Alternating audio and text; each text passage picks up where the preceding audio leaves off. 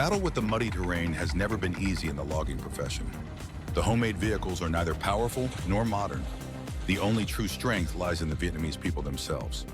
They face hardships, driving crude machines through unforgiving landscapes.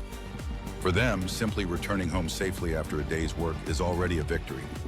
But you know, this job is fraught with danger, and accidents can strike at any moment.